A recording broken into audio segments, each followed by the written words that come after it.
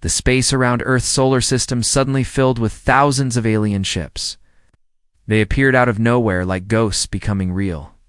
The ships were huge and dark, each one bigger than a city on Earth. There were so many of them that they blocked out the stars. Admiral Kexthera stood on the bridge of his command ship. He was tall and thin, with 4 yellow eyes that glowed in the dark. His skin was gray like old metal, and his hands had 6 fingers each. He looked out at the small blue planet called Earth through the big windows of his ship. "Another easy win," he said to his officers. His voice sounded like metal scraping against stone. "These humans are weak. They only have small ships and simple weapons." The Admiral had done this many times before. For 300 years, his people, called the Zephyrian hegemony, had traveled across space. They found planets with life and took them over. 47 different alien species now served under their rule. The humans would be number 48. His science officer, a creature with purple skin and no eyes, turned to him. "Sir, our scans show the humans have some colonies on their red planet and their moon. They also have small bases in the rocks floating between planets." "Good," Admiral Kexthera said. "We will destroy those first. Then the main planet will surrender quickly." Far below on Earth, warning alarms started ringing in every major city. People stopped what they were doing and looked up at the sky. Though they could not see the alien ships yet, their satellites and space stations had detected them. The alien fleet was so big that it was impossible to miss.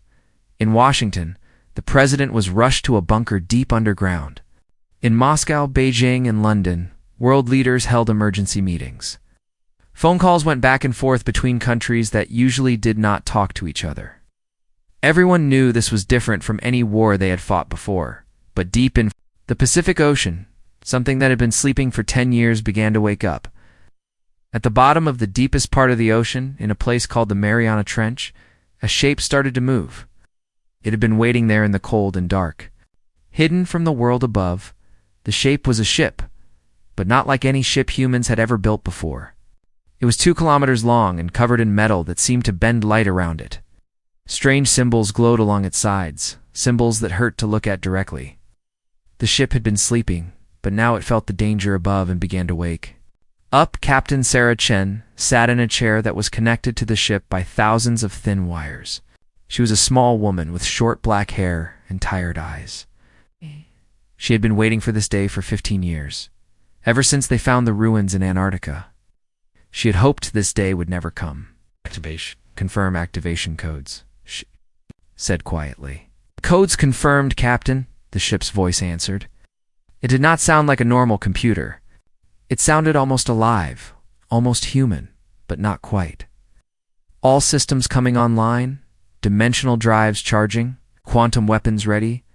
Around Captain Chen, the ship began to change. Lights came on in patterns that had no name. The walls seemed to become transparent, showing the dark ocean outside. But they also showed other things, other places that existed in spaces between normal space. The ship was called the USS Leviathan, and it was humanity's greatest secret. Only a few hundred people in the whole world knew it existed. It had been built using technology that humans found in ruins buried under the ice in Antarctica. The technology was old, older than human civilization, older than humans themselves. The aliens who built the original technology were gone. They had disappeared millions of years ago, leaving only broken pieces of their incredible machines. Human scientists had spent decades trying to understand even the smallest parts. What they learned changed everything they thought they knew. About physics and space and time, the Leviathan was the result of combining human engineering with this alien technology. It was not just a ship. It was something new, something that existed partially in normal space and partially in other dimensions that most people could not even imagine, Captain. Cap Chen felt the ship's consciousness touch her mind. It was like having another person's thoughts, mixed with her own, but the other person was vast and strange and knew things that no human should know. "They are here," the ship said inside her head. 12,000 vessels. Standard hegemony attack formation. They expect easy victory. "How long do we have?" Captain Chen asked. They will send their ultimatum in 14 minutes. After that, they will begin the attack. Captain Chen closed her eyes and took a deep breath. She thought about her daughter who was in college in California. She thought about her parents who lived in a small town in Ohio. She thought about all the billions of people who had no idea what was happening above their heads. Begin rise sequence, she ordered. Take us to the surface. The Leviathan started to move for the first time in 10 years. Water swirled around its hull as massive engines that worked by bending gravity itself came to life. The ship did not push through the water like normal ships. Instead, it made the water want to move out of its way. As it rose through the dark ocean, fish and whales fled from its path. They could sense something powerful and alien moving through their world. Even the water itself seemed afraid. 7 miles above, Admiral Kexthara was preparing to send his message to the humans. He did not know that something was rising from the depths below, something that would change everything. Admiral Kexthara walked to the front of his command bridge. His 4 eyes looked down at the small blue planet below. Behind him, hundreds of alien officers worked at their stations. The bridge was quiet, except for the soft humming of computers, and the clicking sounds the aliens made when they were thinking hard. Open communication channels to all human frequencies, the Admiral commanded. His voice echoed through the large room. It is time to give them our message. A young officer with bright green skin turned to face him. All channels open, sir. We can reach every human device that receives signals. Admiral Kexthara smiled, showing rows of sharp teeth. This was his favorite part of any conquest. He loved to see the fear in the eyes of new species when they realized how hopeless their situation was. Humans of the planet Earth, he began, his voice now broadcasting to every radio, television, and computer on the planet below. I am Admiral Kexthara of the Zephyrian hegemony. Your world is now surrounded by 12,000 of our warships. On Earth, people stopped everything they were doing. In New York City, crowds gathered around big screens in Times Square. In small towns across America, families huddled around their televisions. In other countries, people listened on their phones and radios. Everyone was hearing the same terrifying message. You have one of your hours to surrender completely, the Admiral continued. Give up all your weapons. Give up all your ships. Accept our rule, and most of you will be allowed to live. Refuse, and we will destroy your entire species. This is not a negotiation. This is your only choice. The message ended, leaving Earth in silence. Then the panic began. In every major city, people ran through the streets. Some tried to flee to the countryside. Others hid in their homes. Governments around the world held emergency meetings. But everyone knew their small armies and simple weapons could not fight 12,000 alien warships. High above Earth, Admiral Kexthara watched the chaos begin. His long-range sensors showed him the human response. Small military ships were trying to form defensive groups around their planet. Bases on the Moon and Mars were sending distress signals. Everything was happening exactly as he expected. Sir, his science officer said, her voice suddenly worried. I am detecting something unusual. What kind of unusual? The Admiral asked, not really concerned. Humans had no technology that could surprise the mighty hegemony. There is a large gravitational disturbance coming from the planet's main ocean. The energy readings are very strange. I've never seen anything like this before. Admiral Kexthara turned to look at the sensor displays. The numbers on the screen made no sense. The energy output was enormous, bigger than some stars. But it was coming from something very small, something rising from the deep ocean. Are you certain these readings are correct? He asked. I have checked them 3 times, sir.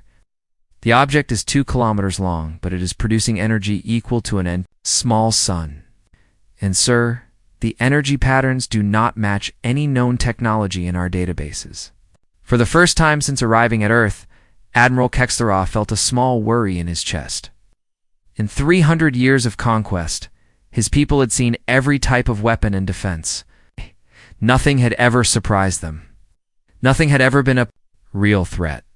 Far below, the USS Leviathan broke through the surface of the Pacific Ocean.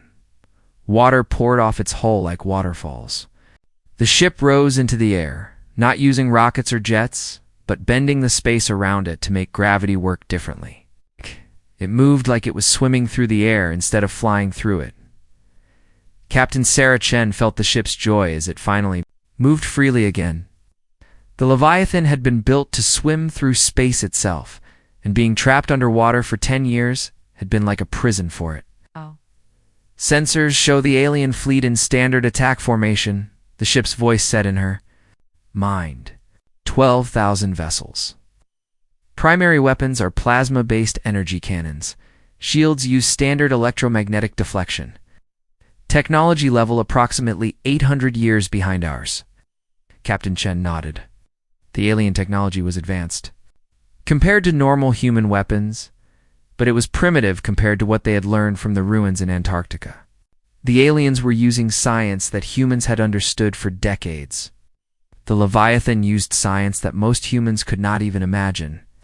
Open a channel to the alien command ship, she ordered. Channel open, Captain.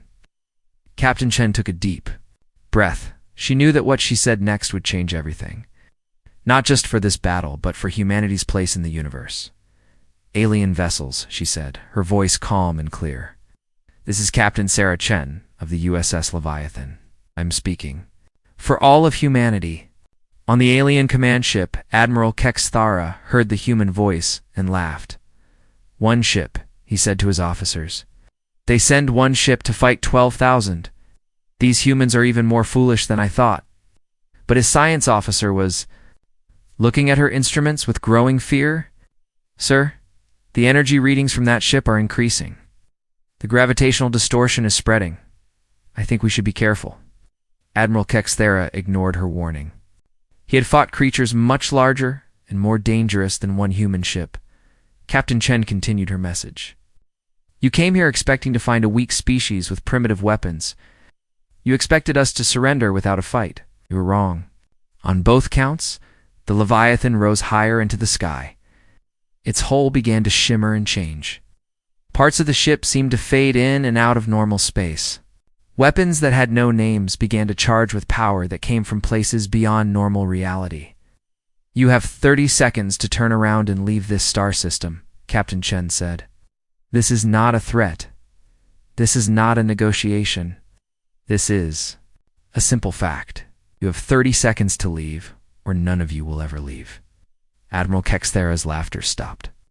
Something in the human's voice made him suddenly uncomfortable. There was no fear in it, no desperation. It was only cold. Certainty, like someone stating that water was wet or that fire was hot.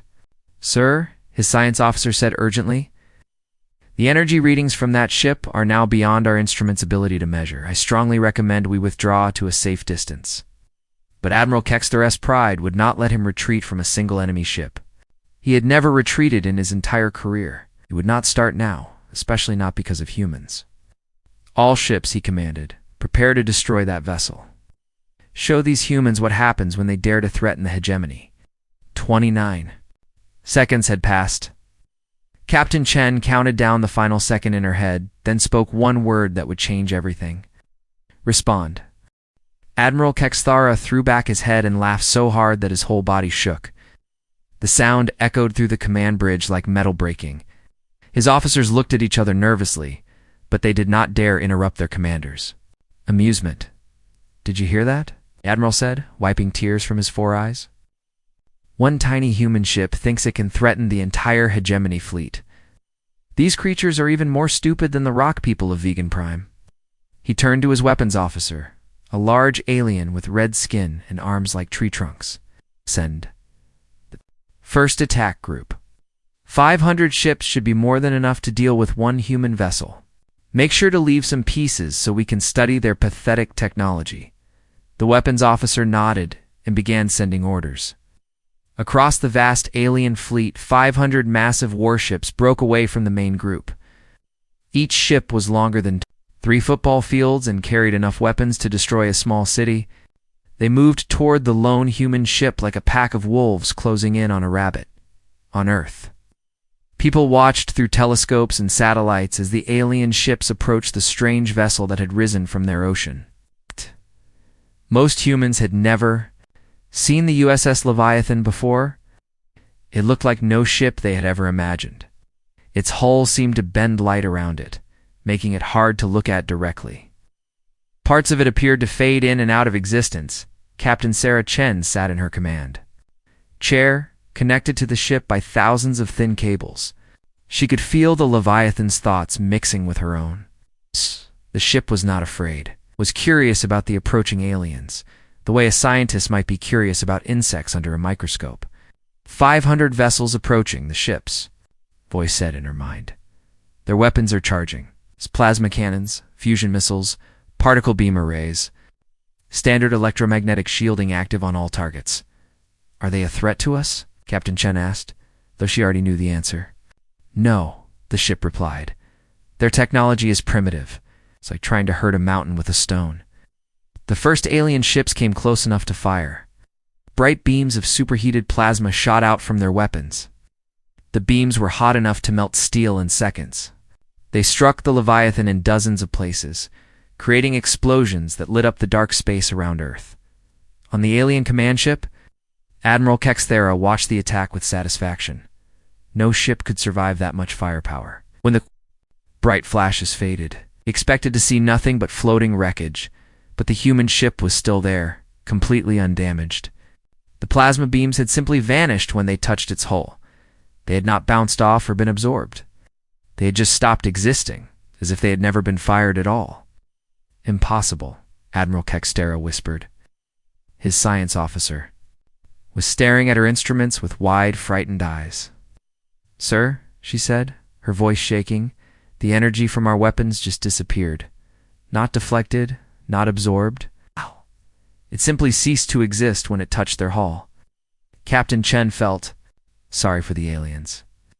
They did not understand what they were fighting. The Leviathan's shields did not work like normal shields. They did not stop attacks or redirect them. They translated the attacks into other dimensions where those attacks had never happened. Return fire, she said quietly. The Leviathan's main weapon did not look like a weapon at all. It was no gun barrel, no missile tubes, no visible opening in the hull. Instead, reality itself began to change around the alien ships. The ship's weapon did not fire energy or projectiles. It fired causality itself, changing the basic rules of cause and effect. The alien ships suddenly found themselves in a universe where they had never been built, where metal had never been forged, where crews had never been born. Their entire existence became a mistake that reality corrected. 500 alien warships did not explode. They did not break apart or burn. They simply stopped being real. One moment they were there, and the next moment they had never existed. At all, only expanding clouds of confused atoms remained. Particles that could not remember what they used to be part of. On the alien command ship, every alarm began ringing at once. Officers ran back and forth, shouting in panic. The sensor displays showed impossible readings. 500 ships had just vanished from existence in the span of 3 seconds. Admiral Kexthera stared at the empty space where his attack force had been. His hands shook as he gripped the railing in front of him. In 300 years of conquest, he had never seen anything like this, had never even imagined anything like this was possible. What happened to them? He demanded. Did they go? His science officer could barely speak. Yes, sir. According to our sensors, they were never there. The computer systems showed no record of those ships ever existing.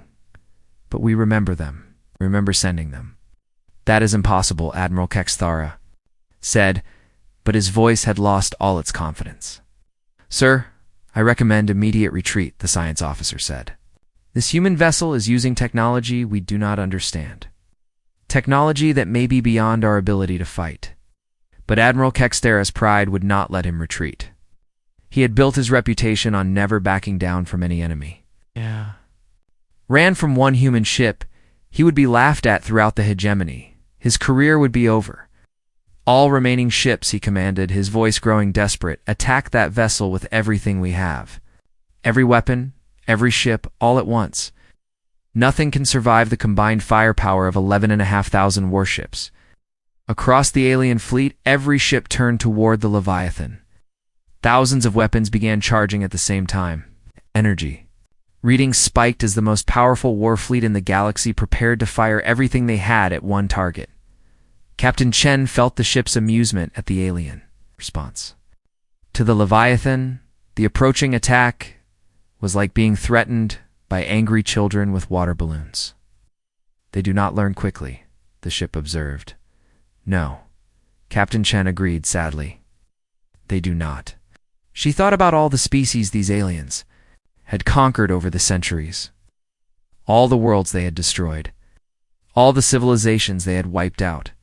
These aliens believed that might made right, that superior firepower was the only law in the universe. They were about to learn how wrong they were. Activate secondary weapons, Captain Chen ordered. At! Show them what humanity learned in the ruins of Antarctica. Show them what happens when you threaten our children's future. No. The Leviathan began to change again. Its hull rippled like water. New weapon systems came online, systems that worked by bending space and time itself. The ship prepared to demonstrate technologies that the ancient architects had built when the universe was young. The war was about to become very short and very one-sided. The space around Earth lit up like a second sun as 11,500 alien warships fired at the same time. Energy beams thick as buildings shot through the darkness. Missiles that could destroy mountains flew in swarms. Particle weapons that could cut through solid rock blazed through space. The combined attack was bright enough to be seen from the surface of Earth even in daylight. Admiral Kexthara watched from his command bridge, his 4 eyes fixed on the human ship. Surely nothing could survive this much firepower. The energy being directed at that one vessel was enough to crack a planet's crust. Even if the humans had good shields, they would be overwhelmed by sheer force. But as the brilliant light faded, the USS Leviathan hung in space completely untouched. Not a single scratch marked its hull. The ship looked exactly the same as it had before the attack began. How? Admiral Kexthara whispered. How is that possible? His science officer was no longer looking at her instruments. She was staring out the window at the human ship with pure terror in her eyes. Sir, that vessel just absorbed enough energy to power our entire homeworld for 1,000 years, and it did not even seem to notice. The Admiral felt something he had not experienced in centuries. Fear. Real. Cold fear that made his hands shake and his hearts beat faster, but he pushed the feeling down. He was Admiral Kexthara of the hegemony. He did not run from anyone. Possible, he said, but his voice cracked as he spoke. No ship can have shields that strong. Keep firing. Keep firing until that thing is destroyed. Captain Sarah Chen felt the ship's response to the massive attack through their mental connection. The Leviathan had not just survived the alien weapons, it had eaten them. The ship's hull had converted all that incoming energy into power for its own systems. The aliens had just made their enemy stronger. They do not understand, the ship said in her mind. They think in terms of bigger guns and thicker armor. They cannot imagine weapons that work outside their physics. Show them, Captain Chen said. Show them what we learned from the architects. The Leviathan's secondary weapons came online. These were not the simple causality weapons it had used before. These were tools that the ancient architects had built. When they were the masters of the galaxy, millions of years ago, the first weapon was a gravitational lance. It reached out toward a group of alien ships and began to squeeze. But it did not squeeze the ships themselves. It squeezed the space around them. Gravity became so strong in that small area that matter could not exist in normal form anymore. 100 alien warships were crushed down to the size of marbles in less than a second. They became tiny black holes that immediately evaporated, leaving behind only brief flashes of light. The crews inside those ships did not even have time to scream before they were compressed into pure energy. Admiral Kexthara watched 1/10 of his remaining fleet disappear in an instant. His legs gave out, and he fell into his command chair. This was not battle. This was not war. This was something beyond his understanding. Sir, his weapons officer said, his voice high with panic. Our shots are not even reaching the target anymore. Something is bending space between us and them. Our weapons are being redirected into empty space. The second weapon was a temporal disruptor. found another group of alien ships and began to change their relationship with time itself. Ships started aging rapidly. Their hulls became old and weak in seconds. Their crews withered and died. Their power systems failed as components aged centuries in moments. 200 more warships crumbled into space dust as they experienced 1,000 years of decay in the span of 10 seconds. The metal of their hulls turned to rust that scattered. "On the solar wind?" Retreat Admiral Kexthara whispered. But his communications officer could not hear him over the alarms and shouting. The third weapon was the most terrible of all. It was a quantum scrambler that reached into the basic building blocks of matter itself. It found the fundamental constants that held atoms together and began to change them. In the area around 300 alien ships, the speed of light became different. The strength of the nuclear force changed. The charge of electrons shifted. Suddenly, the atoms that made up those ships could not exist anymore. Matter itself became impossible in that region of space. The ships did not explode or age or get crushed. They simply stopped being matter. Their atoms forgot how to stick together. Crews and metal and computers all became clouds of particles that drifted apart like smoke. Admiral Kexthara stood up on shaking legs and shouted as loud as he could. "All ships retreat. Emergency hyperspace jump. Get us out of here now." It was too late. The Leviathan had locked onto his fleet with sensors that worked by reading the quantum signatures of every ship. Even if they jumped to hyperspace, the human vessel could follow them. Even if they fled to the other side of the galaxy, it could find them, his science officer said, tears running down her face. "I have been checking our historical databases. I found references to this technology. The architects, sir, the first ones who vanished before our civilization began. This human ship is using their weapons." Admiral Kexthara felt his world collapse around him. The architects were legends. Stories told to children about the mysterious race that had built impossible things before disappearing from the galaxy. Oh. But if the humans had found architect technology and learned to use it, then everything had changed. How? He asked. How did primitive humans find architect ruins? "I do not know, sir, but they did not just find them. They understood them. They built new technology based on architect science. They have become something we never expected." The admiral looked out at his shrinking fleet. In just a few minutes, he had lost over half of his ships to weapons that should not exist. The humans were not the primitive species his scouts had reported. They were something new and terrible. "Open a communication channel to the human ship," he ordered. "Sir," his communications officer asked in surprise. "Do it now," Admiral Kexthara said. His pride was gone. His confidence was broken. All that mattered now was saving what remained of his fleet. The channel opened, and Captain Chen's voice came through clearly. "I am listening, Admiral."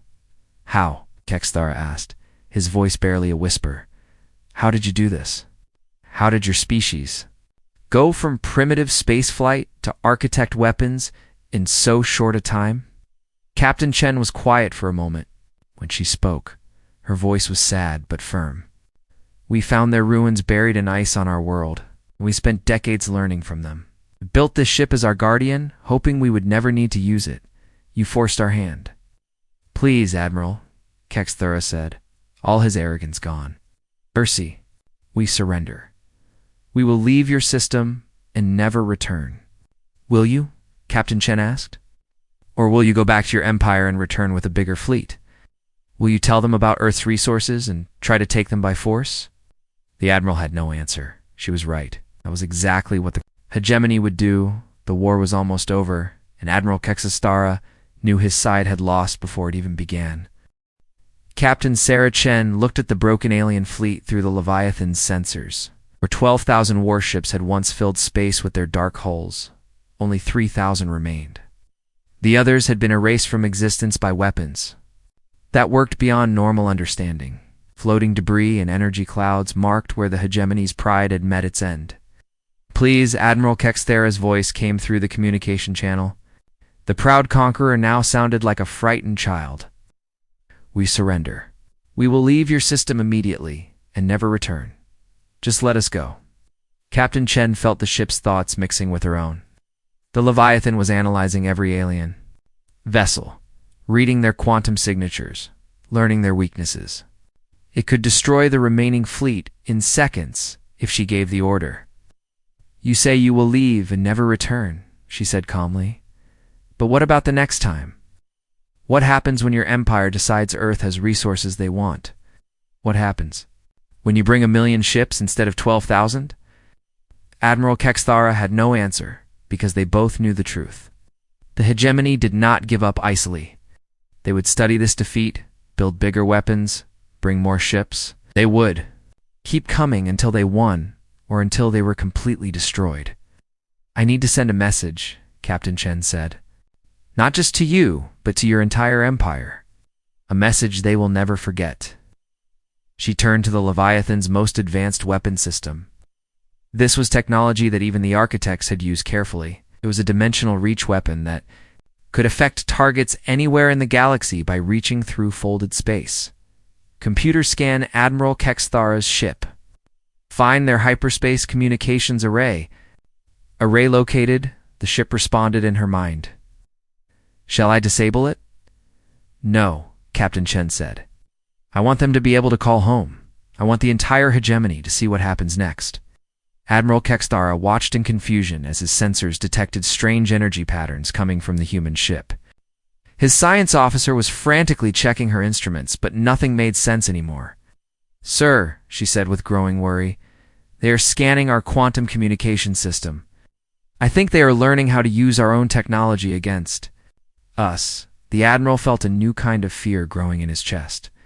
If the humans could access hegemony communications, they could reach any planet in the Empire. They could strike anywhere, anytime, without warning. "All remaining ships," he ordered. "Prepare for emergency hyperspace jump. Maximum distance. We leave now." But as his fleet began to charge their hyperspace drives, something impossible happened. The drives started but could not engage. Space around them had been locked somehow. The human ship was holding them in place using gravitational fields that worked like invisible chains.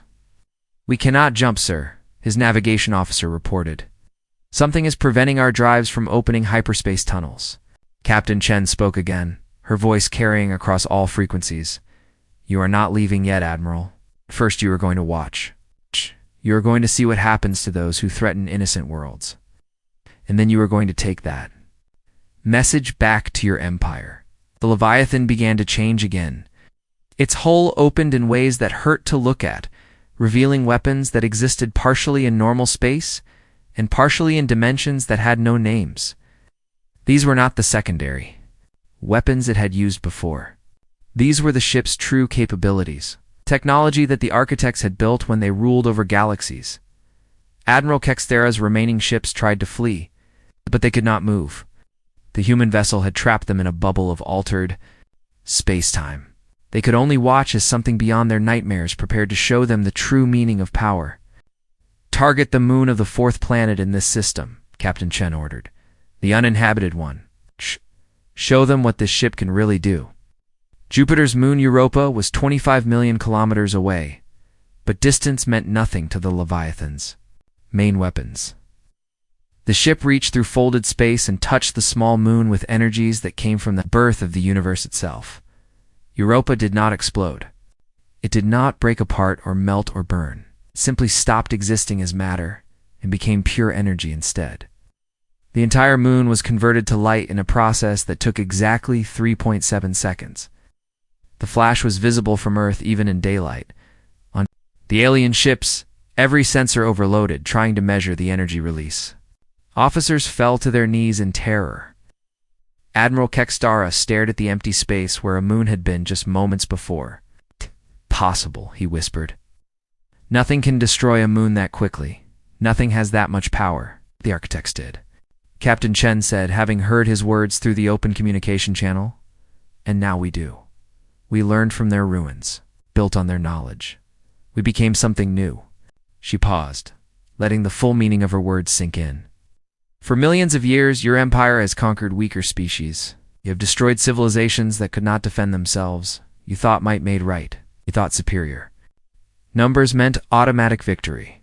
The remaining alien ships floated helplessly in space, held in place by forces they could not understand or resist. Today that ends, Captain Chen continued. Today you learned that there are still species in this galaxy that you cannot conquer. Species that will fight back. Species that have tools you cannot imagine. Admiral Kexthera found his voice. What do you want from us? I want you to go home, Captain, Chen said. I want you to tell your leaders what you saw here. Tell them that Earth is protected by weapons they cannot fight.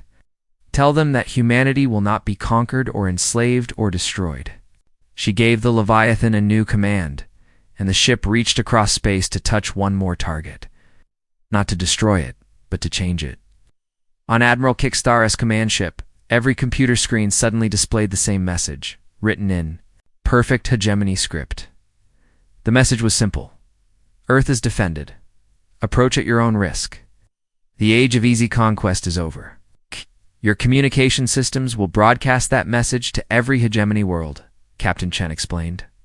Every planet in your empire will know what happened here, will know that there are still species in this galaxy that bite back. The gravitational fields holding the alien ships suddenly released them. Admiral Kexthera's fleet was free to leave, but their ships seemed small and fragile now, like toys floating in an ocean. Go, Captain Chen said. Take your message home. Tell them the humans are no longer prey. Tell them we have become something else entirely. Admiral Kexthera gave the order to retreat, and his broken fleet jumped to hyperspace. They carried with them the memory of watching a moon die in seconds, and the knowledge that they had met something far beyond their ability to fight. The war was over. It had lasted exactly 20 minutes from first shot to final retreat. The hegemony had lost over 9,000 ships, and humanity had not suffered a single casualty. Captain Sarah Chen sat back in her command chair as the Leviathan began its descent back to the ocean depths. Earth was safe, but more than that. Humanity had announced itself to the galaxy as a species that would not be pushed around. The age of human expansion was about to begin, and the galaxy would never be the same.